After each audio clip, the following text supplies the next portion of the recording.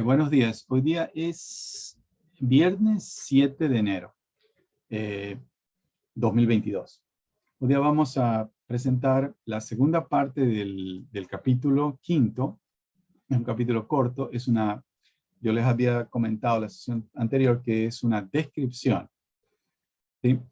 Primero, del efecto de masa añadida, que es algo que vive con nosotros en el área de dinámica del buque. Y hoy día a describir un poquito las fuerzas, es decir, cómo se generan las fuerzas vibratorias generadas por el propulsor.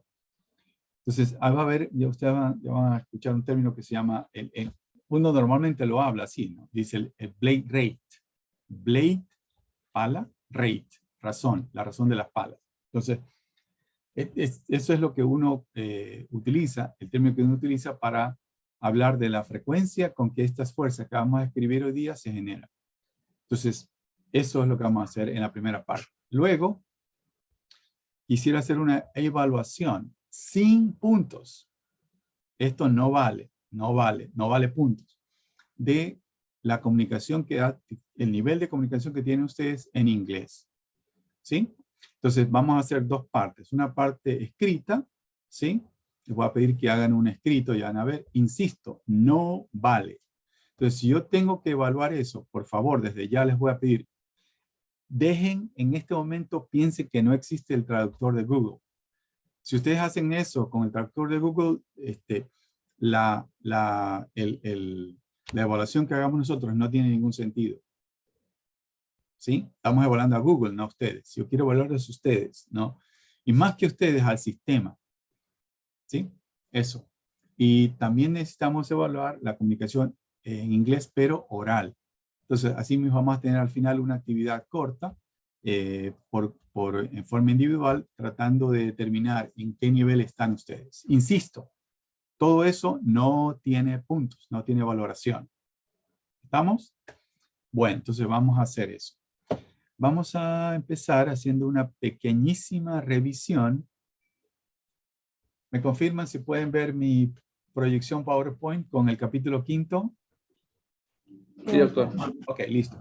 Entonces, yo les había dicho, ¿no? Que en esta parte de aquí vamos a trabajar primero describiendo este efecto que se llama masa añadida, added mass. Entonces, se lo explica, los hidrodinámicos toman este caso como central porque debido a la simetría del problema o del sistema, una esfera, entonces hay una solución analítica completa. De ahí no esperen mucho más. Entonces, tenemos una esfera que se mueve. Yo les había dicho, esto significa que el fluido es ideal, la densidad es constante, quizás convenga ponerlo aquí también, ¿no? A pesar de que esté implícito, ¿no?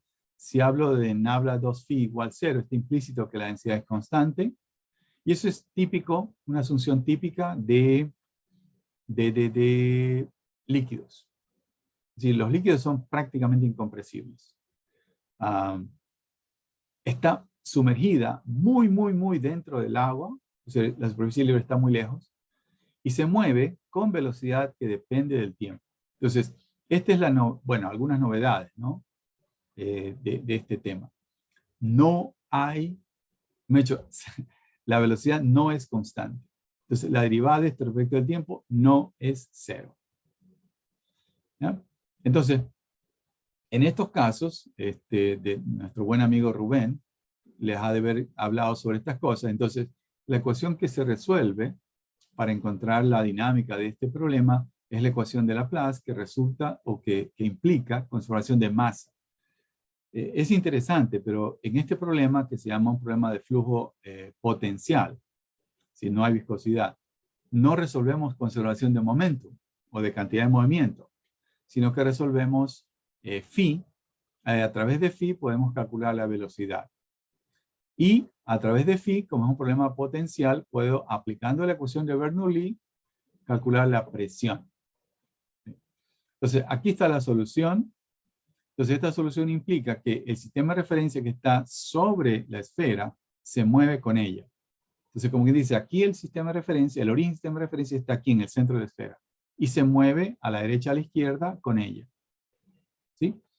Entonces, tanto este ángulo θ como esta distancia r dependen del tiempo. Entonces, ustedes se están montando sobre la esfera y al ver un punto, quieren evaluar allí la función potencial de velocidad. Al moverse el origen, esas dos cantidades cambian, ¿no? Entonces, la ecuación de Bernoulli que aplicamos es útil porque estamos justamente en un ámbito que no hay viscosidad. Ahora, lo interesante de esta versión es que este término de aquí es diferente de cero. Porque hasta ahora los problemas que ustedes trataban eran problemas estables. Este es dependiente del tiempo. Eso es lo interesante. Entonces, ustedes van a encontrar en hidrodinámica que a veces ustedes dicen la presión es igual a menos ρ de phi de t. Eso es lo que se llama la ecuación linearizada de Bernoulli.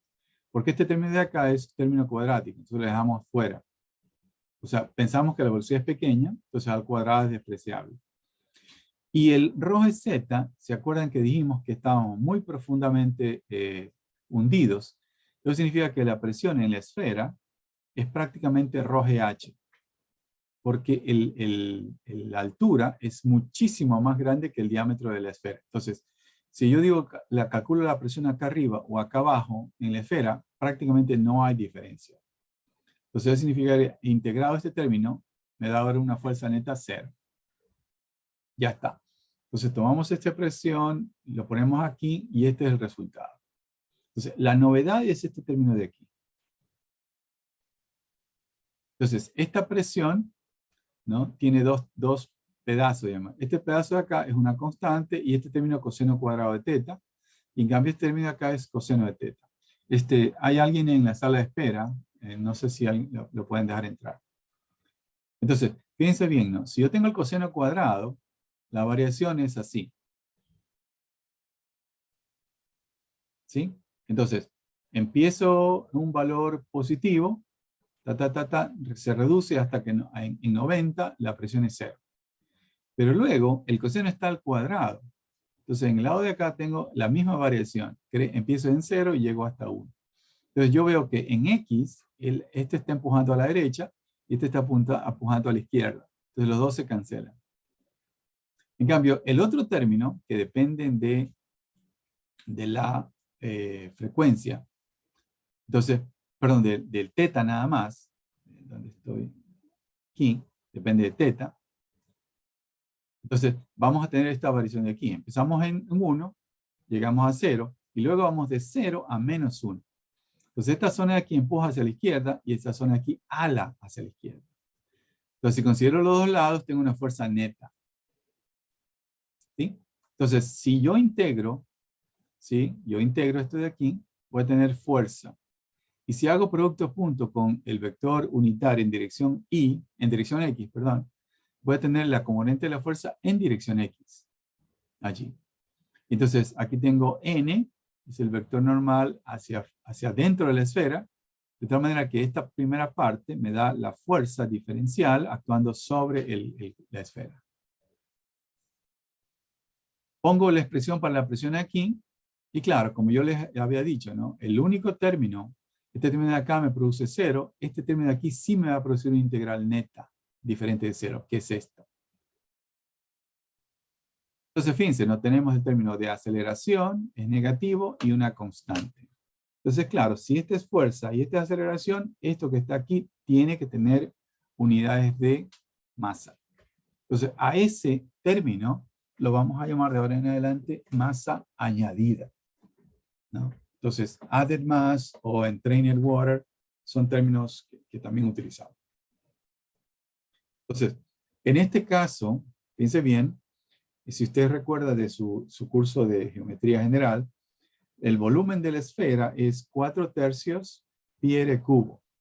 En este caso es 2/3. Y por la densidad, entonces esto sería la mitad de la masa desplazada por la esfera. Corresponde a la masa añadida en este caso.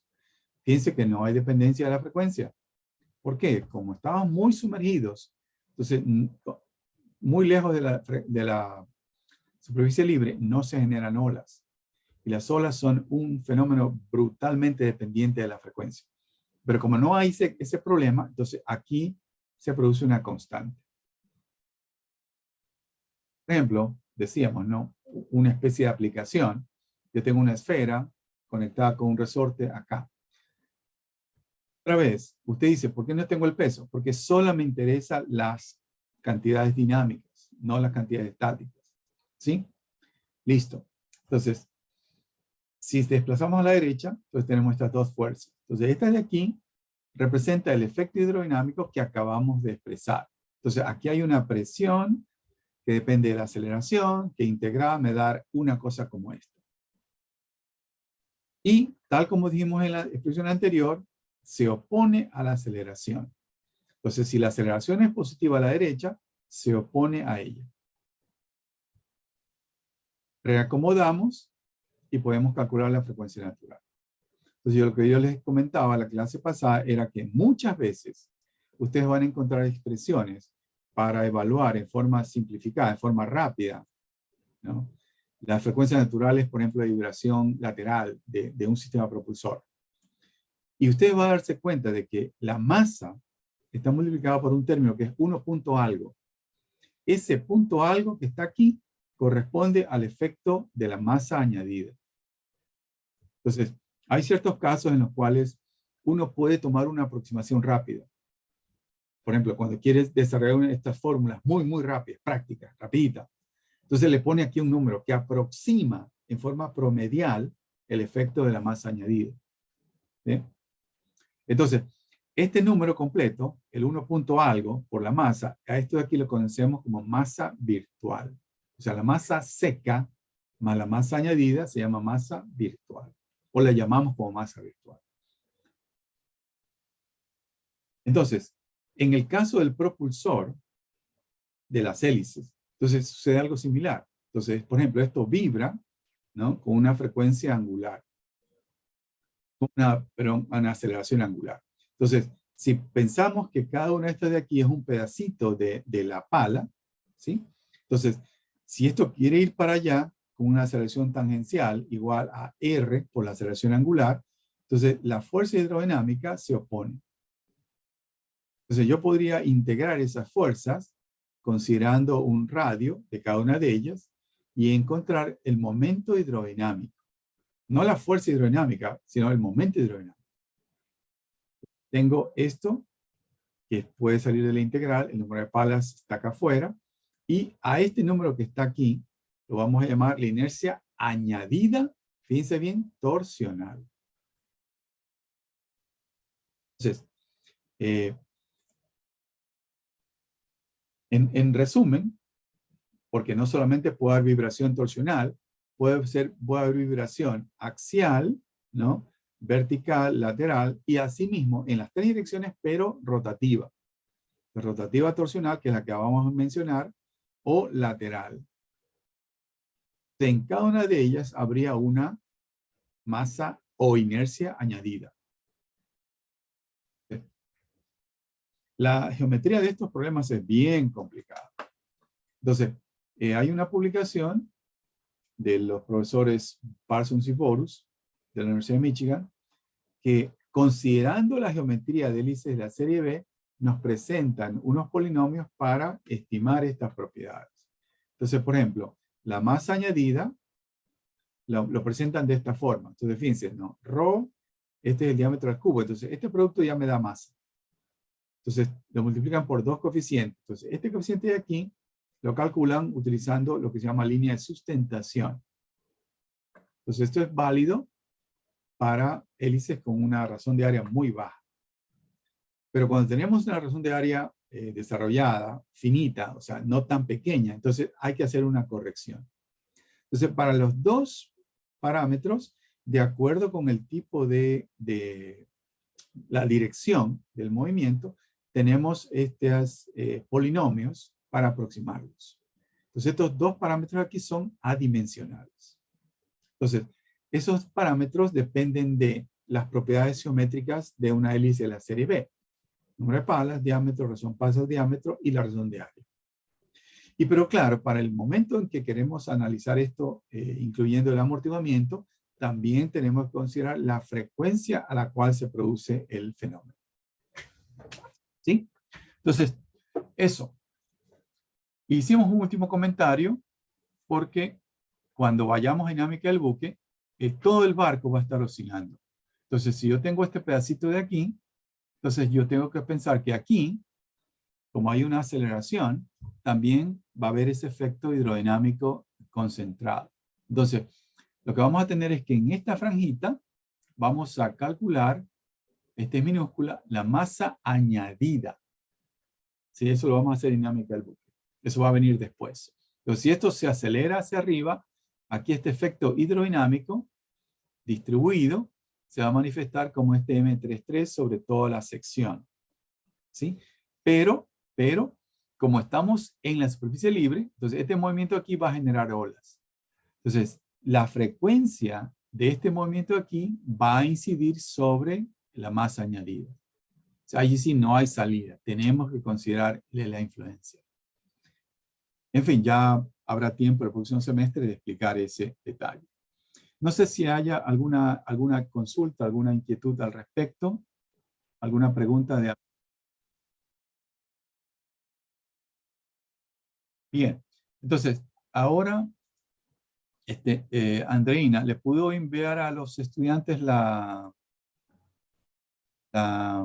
Les subí en Teams, en la parte de material de clase. Entonces, por favor, gente, si pueden,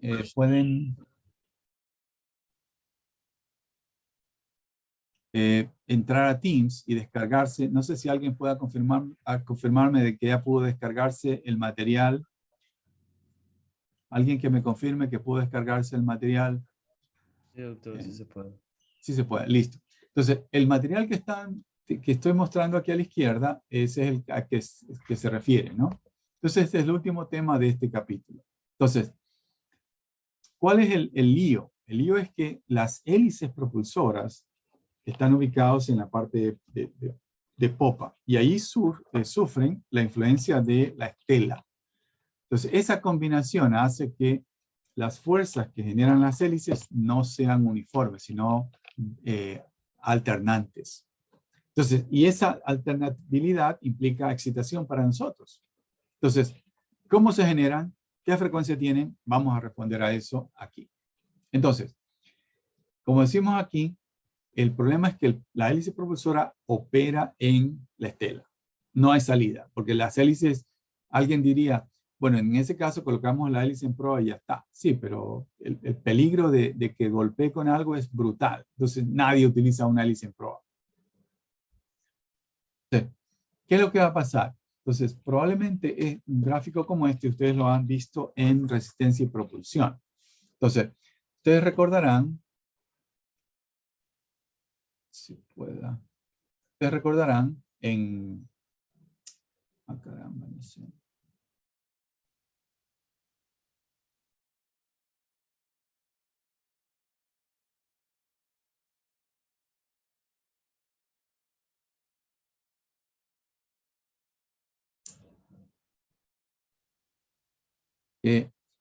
Si ustedes tienen el barco, así, aquí está la parte de popa, entonces el barco se mueve con velocidad v.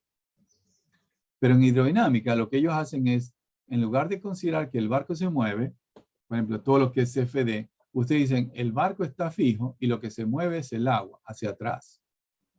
Entonces ya no lo manejan así, sino que lo manejan pensando que el barco está fijo y el agua es la que se mueve hacia atrás. Equivalentes el uno del otro. El problema es que debido a la presencia del casco, ¿sí?, la fricción, entonces la velocidad con que llega aquí, ustedes la llamaban V sub A, velocidad de avance. Y esta es menor que la de acá en general.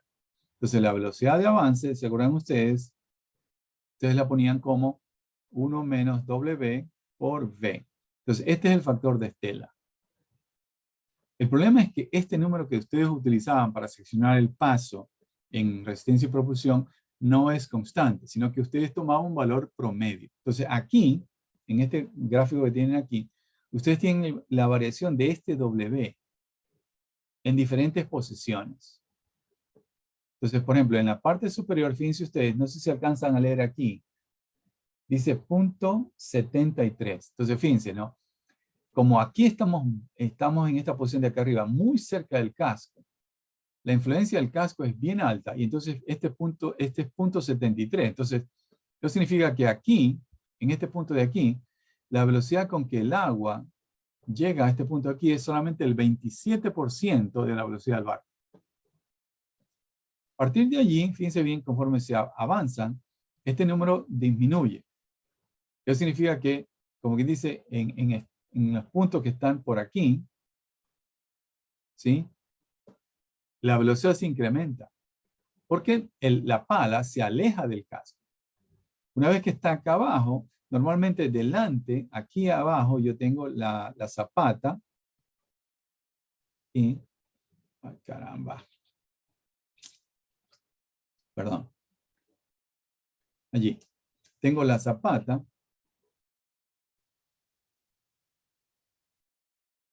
Y en la parte de acá atrás se sustenta el timón. Entonces, todo esto de aquí me va a influenciar en la parte de abajo. Entonces, usted ve que va desde punto 7, punto 13, punto 09 y luego otra vez se incrementa, punto 52. Y luego en la parte de acá es simétrica. Entonces, ¿qué es lo que vamos a tener? Que vamos a tener una variación. No consideremos este punto de acá, que es punto 95. Consideremos este acá, punto 7. No, vamos de punto 67, 49, hasta punto 70 y algo. Y luego empezamos a recuperarnos y volvemos a punto 67. Es decir, básicamente completamos un ciclo. Entonces, eso significaría que si yo considero la pala en diferentes posiciones, ¿sí? La velocidad con que el agua llega a la hélice es una variación cíclica. Entonces, eso significa que al completar la vuelta, cada pala va a empezar a recibir el mismo valor que tenía al inicio. Una vez que completa la vuelta, acá recupera. ¿Cuál es el lío? El lío es que esta velocidad de avance, que sería esta de acá, entonces va a cambiar cíclicamente.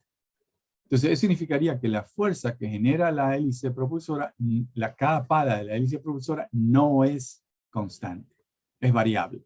Y si es que, digamos, es difícil defenderlo, pero en forma ideal, podríamos pensar de que esa variación es cíclica.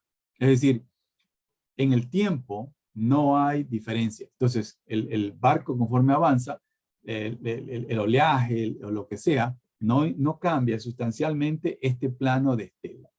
¿Sí? Entonces, fíjense bien, ¿no? Este diagrama, ustedes lo recordarán, ya lo vamos a repetir. Si yo hago un corte por aquí, ¿no? Entonces, ustedes analizaban la velocidad de avance. Dios mío, qué vector más poco vertical, ¿no? Qué vector más poco vertical. Vamos a poner uno más vertical allí. Allí. Entonces, esta es la velocidad de avance, que es este de acá. Y acá, ¿se acuerdan que ustedes tenían omega R? Esta es la velocidad de rotación y ese es el radio al cual estoy considerando. Y si combinan los dos, allí, ya lo vamos a repetir, no se preocupen, sino que es una introducción. Entonces, este sería como que dice la velocidad de entrada. En forma simplificada, porque estoy dejando de lado efectos tridimensionales. Si yo tengo esta como una alita, entonces yo podría decir, esta es la línea de no sustentación, no lifting. Entonces, la distancia angular entre los dos, este es el ángulo de ataque. Entonces, ¿qué es lo que estamos diciendo? Que conforme rota la pala, este número de aquí, ¿sí? Primero acá es bien alto. Entonces, la velocidad de avance es bien baja. Entonces, estamos por acá. Entonces, significaría que en este momento, fíjense bien, acá arriba, el ángulo de ataque es bien alto y la sustentación que genera es bien alta. Pero luego empieza a cambiar. Entonces, como que dice, este vector va a crecer un poco, y avanza hasta por acá. Entonces, este ángulo de ataque se va cambiando. Y luego, para el lado de acá, otra vez está afectándose. Entonces, tenemos una variación en velocidad de A que cambia el ángulo de ataque y la larga cambia las fuerzas que genera el propulsor. Entonces, estas fuerzas, ya vamos a mostrar algunos diagramas típicos, va a variar en forma cíclica y está actuando sobre el propulsor. Entonces, el propulsor significa que va a ser una especie de excitador. Entonces, de eso se trata este tema. En el lado de la derecha, les estoy mostrando, este es obviamente un propulsor centrado, es decir, un sistema propulsor con una sola hélice. En el lado de la derecha, les estoy mostrando el otro caso, ¿no? Aquí tenemos crujía, aquí está, si ven, aquí dice línea central, línea de crujía. Entonces tenemos un propulsor a un lado. Entonces, fíjense bien ustedes, acá arriba el valor es 17.28. En cambio, acá arriba el valor era 60 y algo. Entonces, en general, en los casos de hélices bidimensionales, como el propulsor no está tan detrás del casco, sino un poquito a un costado. Entonces, eso hace que en general el factor de estela sea menor. Pero la variación se da. 17, 14, fíjense, 2%. ¿Sí? En la parte de acá afuera, la influencia del casco que está acá adelante es bien pequeña. Pero luego se cierra el ciclo y regresamos al valor que tenemos originalmente.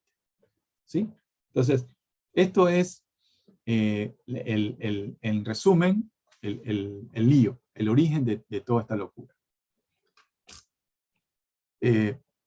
Dos cosas. Primero, amplitud y luego frecuencia. Entonces, claramente, ¿no? Mientras más grande sea esta variación de aquí a acá, entonces mayor va a ser la variación de ángulo de ataque y mayor va a ser la variación de las fuerzas. Entonces, si quisiéramos lograr que esta fuerza vibratoria no existiera, lo que tenemos que hacer es tratar de que en esta parte de aquí, el factor de estela sea menor. Es decir, en este caso, la velocidad de avance en esta parte de acá arriba es bien chiquita. Entonces, ustedes van a ver que hay algunos casos de estudios hidrodinámicos que lo que hicieron fue, le pusieron una especie de alerones delante de la hélice, justamente guiando a que mayor cantidad de agua llegara a esta zona superior. Entonces, de esa forma, este factor de estela de aquí se reduce. Y la variación de acá arriba con el de acá se reducía a su vez, ¿no? Y eso disminuía la amplitud de esta fuerza vibratoria. Entonces, más o menos esa es la idea respecto del primer problema. Entonces, aquí voy a tratar otra vez de escribir. Entonces, aquí he puesto una hélice propulsora, ¿no? Entonces, supongamos que esa fuera nuestra hélice, ¿no? Cambiamos de color.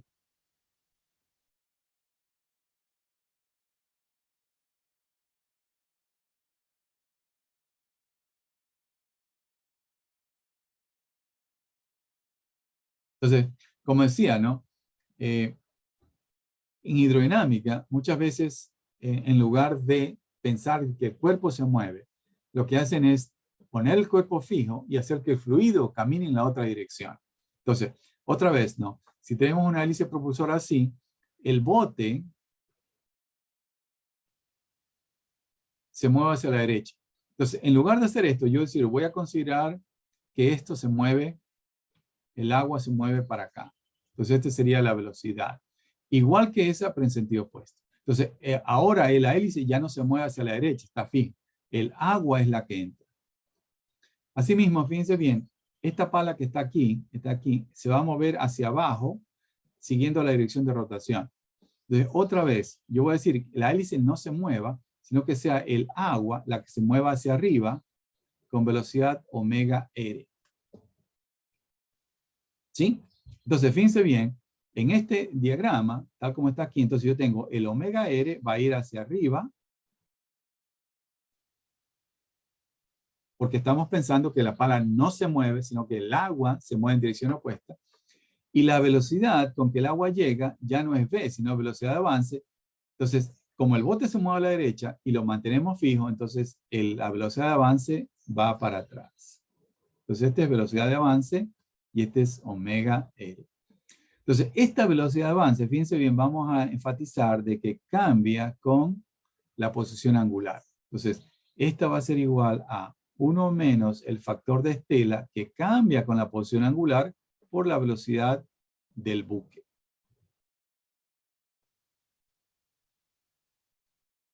¿Sí? Entonces, fíjense bien, si pongo los dos, combino los dos, Dios mío.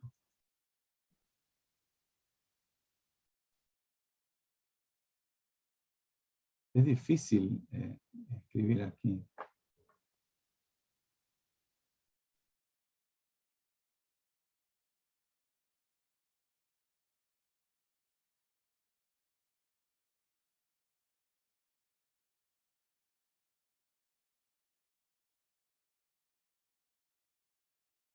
Ahí se va. Ahí, la tercera es la vencida.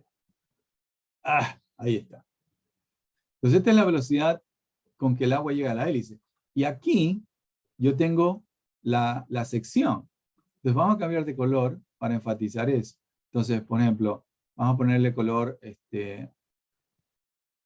para que el ingeniero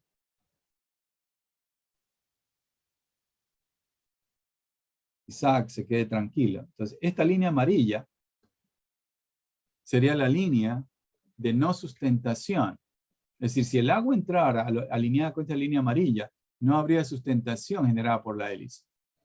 Pero yo veo que hay una diferencia angular entre los dos, y esa es la que habíamos llamado el ángulo de ataque. Entonces, vamos. Entonces, ese ángulo de ataque va a estar definido de aquí a acá.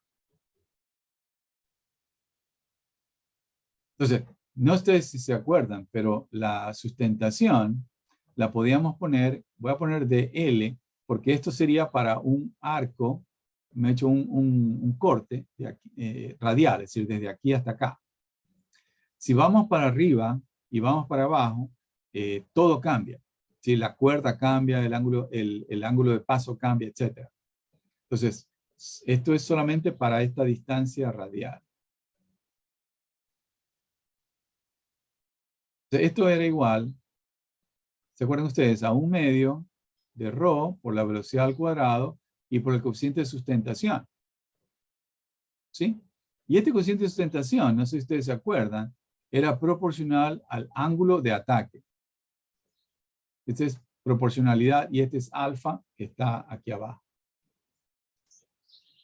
En definitiva, y esto por dr. En definitiva, fíjense bien, creo que aquí me falta la cuerda. Este es el coeficiente de sustentación, vamos a ponerle CH de cuerda.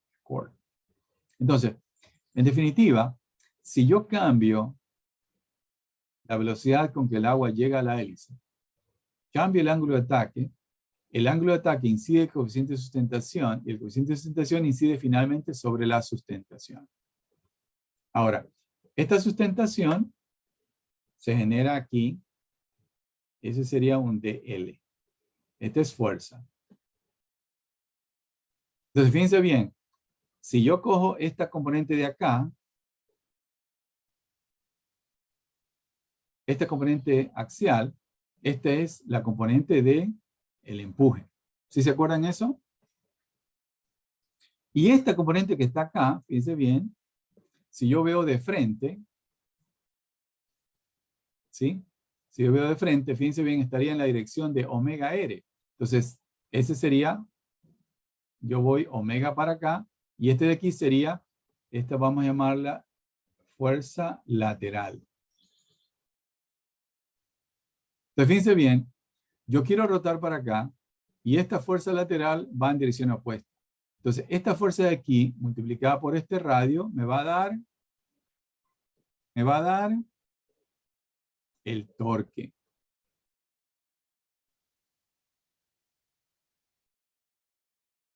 Entonces, fíjense bien, si yo tengo que la estela varía, como yo les he mostrado que varía, la velocidad de avance varía. Si la velocidad de avance varía, el ángulo de ataque cambia. El coeficiente de sustentación cambia. Y si el coeficiente de sustentación cambia, la sustentación cambia. Si la sustentación cambia, al menos el empuje y el torque van a cambiar. Es toda una locura. Finalmente, fíjense bien, finalmente, si yo pongo, vamos a poner una hélice con 3 palas. ¿Sí? Entonces, como cada uno está en posición diferente, entonces, la que está acá, más cerca del punto superior, recibe, recuerden ustedes, el agua con un factor de estela bien alto. Entonces, si el factor de estela es bien alto, la velocidad es bien baja y la sustentación es bien alta. Entonces, pongámosle aquí una cruz bien grande. En cambio, la de acá es diferente y la de acá también es un poco diferente. Ese sería el empuje. ¿Qué pasa si yo combino los tres? Entonces, aquí yo tengo el centro de la hélice. Si combino los tres, ¿qué va a pasar? De que la sumatoria vectorial no va a estar aquí, porque este puede más. Entonces, ¿qué significaría? Que si yo grafico, la suma del empuje estaría aquí. Entonces, voy a tener que el empuje no está descentrado. Perdón, está descentrado. Tiene un descentramiento. Entonces, fíjense bien, tengo el hecho de que opere en la estela, es toda una locura. Entonces, voy a tener vibración axial, torsional, lateral. Y todo por el hecho de que la estela no es uniforme. Claro, hidrodinámicamente usted me dice, Chuzo, me gustaría calcular la variación. No es tan fácil. No es tan fácil porque la hidrodinámica del propulsor es bastante complicada. Pero se podría intentar. Vamos a hacer aquí un receso y cuando regresemos completaremos la explicación respecto sobre todo de la frecuencia. ¿Ok? Si hubiera alguna pregunta, por favor, la mantienen para cuando regresemos.